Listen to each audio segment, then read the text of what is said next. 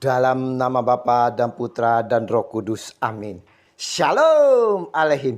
Berjumpa lagi dengan saya pada perenungan hari ini tanggal 17 Agustus 2022. Bertepatan dengan Hari Raya Kemerdekaan Republik Indonesia. Lepaskan ikatan belenggu yang ada.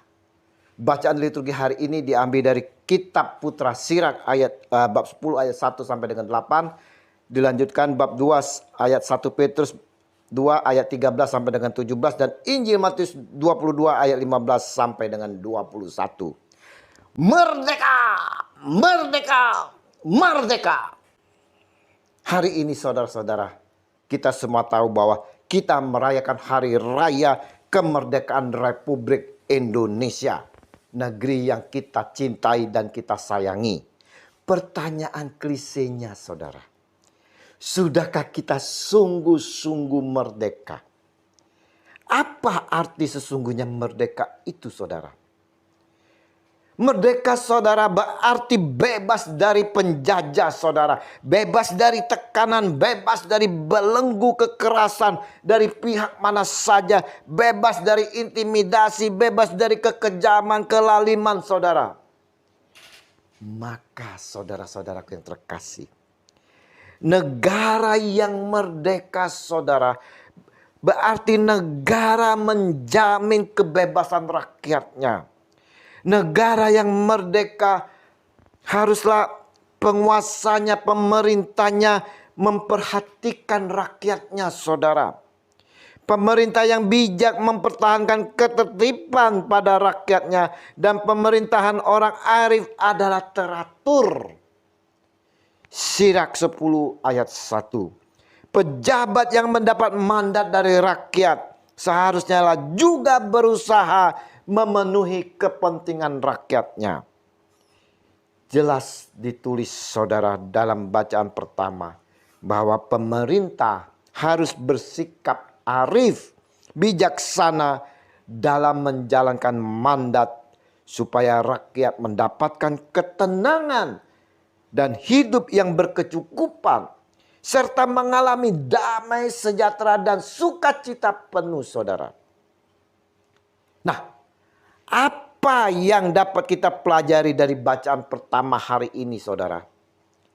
Sebagai rakyat saudaraku yang terkasih, hendaknya kita tunduk dan patuh pada pemerintah yang telah membuat perundang-undangan. Di mana perundang-undangan ini dibuat bertujuan untuk kesejahteraan, ketentraman, dan kedamaian rakyat itu sendiri. Misalnya saudara, di dalam perpajakan. Undang-undang perpajakan dibuat saudara ini sesuai dengan bacaan kedua dan Injil hari ini. Yesus menegaskan bahwa kewajiban membayar pajak kepada kaisar atau kepada pemerintah. Seharusnya kita sebagai umat beriman, sebagai pengikut Kristus saudara, secara sadar mau melakukan dengan membayar pajak sebagaimana mestinya. Janganlah sampai kita abaikan saudara, atau kita menipukan laporan-laporan perpajakan kita saudara.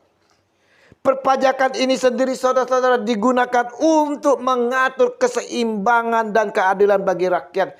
Juga untuk pembangunan.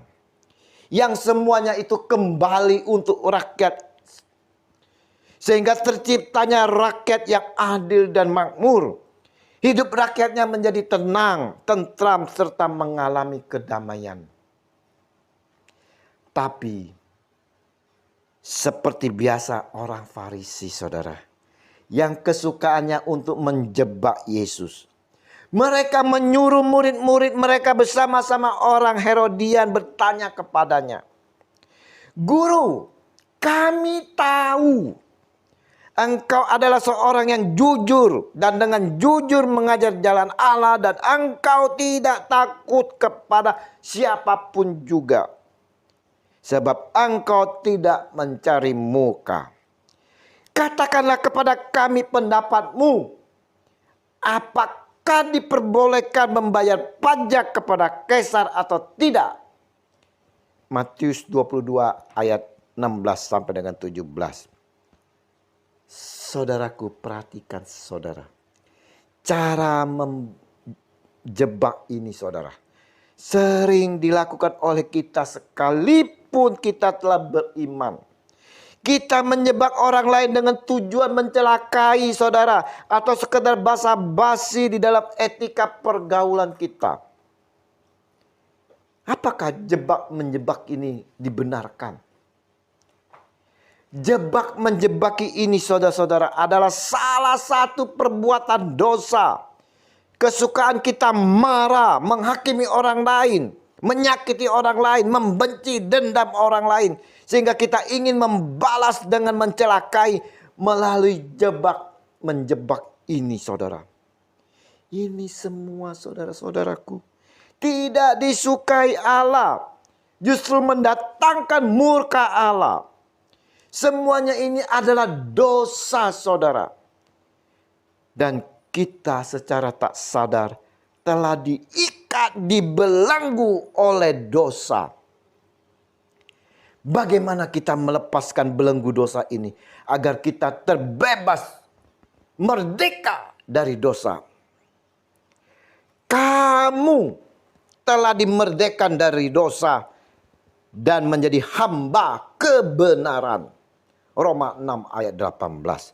Saudaraku sekalian, kita harus menyadari saudara-saudara bahwa kita telah dimerdekakan oleh Yesus berkat pengorbanannya dalam penderitaan hingga penyerahan nyawanya di atas kayu salib. Itu harus kita ingat saudara, kita harus sadari. Hendaknya kita sudah tidak terlibat lagi dalam perbuatan dosa yang sekian lama telah membelenggu diri kita.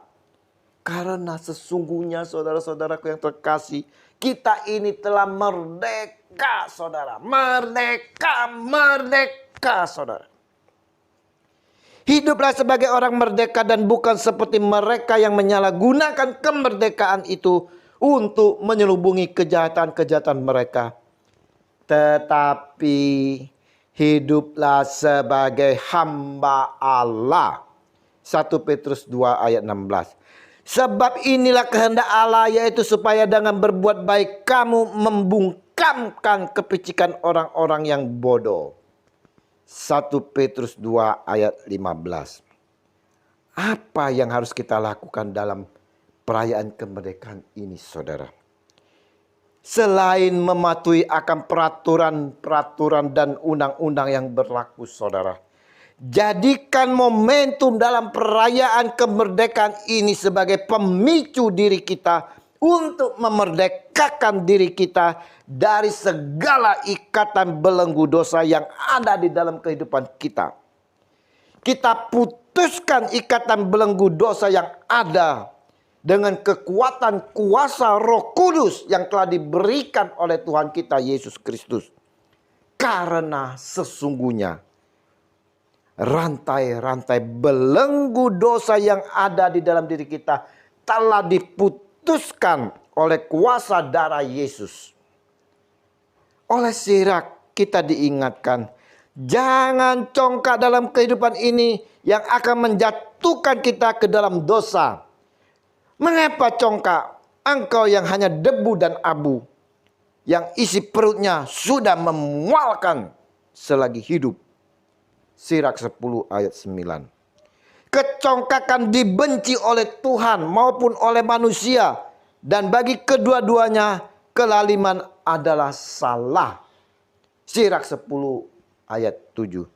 Maka hendaklah engkau tidak pernah menaruh benci kepada sesamamu, apapun juga kesalahannya, dan jangan berbuat apa-apa terpengaruh oleh nafsu. Sirak 10 ayat 6. Dalam kemerdekaan ini saudara, tunduklah karena Allah kepada semua lembaga manusia, baik kepada raja sebagai pemegang kekuasaan yang tertinggi maupun kepada wali-wali yang diutusnya untuk menghukum orang-orang yang berbuat jahat dan menghormati orang-orang yang berbuat baik. 1 Petrus 2 ayat 13 sampai dengan 14.